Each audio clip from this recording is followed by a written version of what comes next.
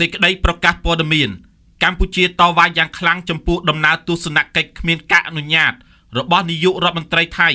ចូលក្នុងដែនអធិបតេយ្យរបស់កម្ពុជានៅខេត្តព្រះវិហាររាជរដ្ឋាភិបាលកម្ពុជាបានធ្វើការតវ៉ាជាផ្លូវការយ៉ាងខ្លាំងក្លាបំផុតចំពោះដំណើរទស្សនកិច្ចរបស់នាយករដ្ឋមន្ត្រីនៃព្រះរាជាណាចក្រថៃទៅកាន់តំបន់អានសេះស្ថិតក្នុងស្រុកជាំខ្សាន្តខេត្តព្រះវិហារ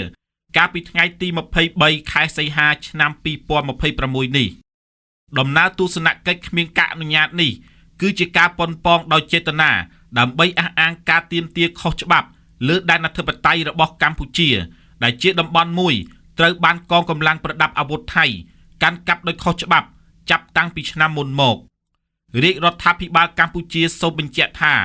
គ្មានសិទ្ធិស្របច្បាប់ណាមួយអាចកើតចេញពីទង្វើខុសច្បាប់នេះបានឡើយដូច្នេះការកាន់កាប់ដោយខុសច្បាប់លើដែនអធិបតេយ្យរបស់កម្ពុជាមិនអាចធ្វើឲ្យមានភាពស្របច្បាប់តាមរយៈការធ្វើទស្សនកិច្ចរបស់នាយករដ្ឋមន្ត្រីថៃនេះបានឡើយដំណើរទស្សនកិច្ចនេះគឺស្មើនឹងការរំលោភបំពានយ៉ាងធ្ងន់ធ្ងរលើដែនអធិបតេយ្យរបស់កម្ពុជាដោយដែលបានកំណត់នឹងខណ្ឌសីមាដោយផែនទីខ្នាត1លើ200,000ដែលផលិតដោយគណៈកម្មការកំណត់ព្រំដែនរវាងឥណ្ឌូចិននិងសៀមនិងចំណុចទី1នៃសេចក្តីប្រកាសរួមនៃកិច្ចប្រជុំពិសេសលើកទី3របស់គណៈកម្មាធិការព្រំដែនទូទៅ GBC កាលពីថ្ងៃទី27ខែធ្នូឆ្នាំ2025ដែលបានហាមឃាត់យ៉ាងច្បាស់នៅសកម្មភាពបង្កហេតុដែលអាចបង្កើនភាពតានតឹងតាមបណ្ដោយព្រំដែនរាជរដ្ឋាភិបាលកម្ពុជាសូមបញ្ជាក់ថាទាំងផែនទីដែលគូសដោយឯកតោភាគីឬដំណើរទស្សនកិច្ចណាមួយដែលផ្អែកលើផែនទីបែបនេះមិនអាចផ្លាស់ប្ដូរខ្សែព្រំដែនដែលទទួលស្គាល់ជាអន្តរជាតិបានឡើយរាជរដ្ឋាភិបាលកម្ពុជាក៏សូមបញ្ជាក់ជាថ្មីថាកម្ពុជាមិនទទួលស្គាល់ជាដាច់ខាតនៅខ្សែបន្ទាត់ព្រំដែនឬការទាមទារទឹកដីជាឯកតោភាគីដោយប្រទេសថៃនោះឡើយដំណើរទស្សនកិច្ចខាងលើនេះមិនប៉ះពាល់ដល់សិទ្ធិស្របច្បាប់ឬជំហររបស់ព្រះរាជាណាចក្រកម្ពុជាតាក់ទងនឹងព្រំដែនអន្តរជាតិរបស់ខ្លួនឡើយរាជរដ្ឋាភិបាលកម្ពុជា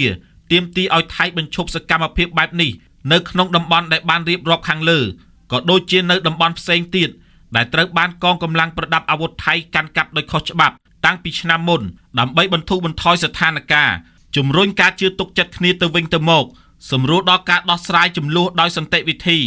សម្ដៅស្ដារសន្តិភាពស្ថិរភាពនិងទំនាក់ទំនងភាពជាអ្នកជិតខាងល្អនៅតាមបណ្ដោយព្រំដែនកម្ពុជាថៃកម្ពុជានៅតែបដិញ្ញាចិត្តក្នុងការដោះស្រាយរាល់ជម្លោះព្រំដែនជាមួយថៃក៏ដូចជាជាមួយប្រទេសជិតខាងទាំងអស់ដោយសន្តិវិធីស្របតាមច្បាប់អន្តរជាតិនិងកិច្ចព្រមព្រៀងទ្វេភាគីដែលមានស្រាប់ព្រមទាំងប្រកាន់ខ្ជាប់នៅជំហរជាគោលការណ៍របស់ខ្លួនថាខ្សែបន្ទាត់ព្រំដែនមិនត្រូវផ្លាស់ប្ដូរដោយកម្លាំងនោះឡើយ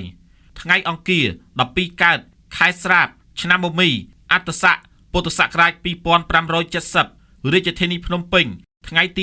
25ខែសីហាឆ្នាំ2026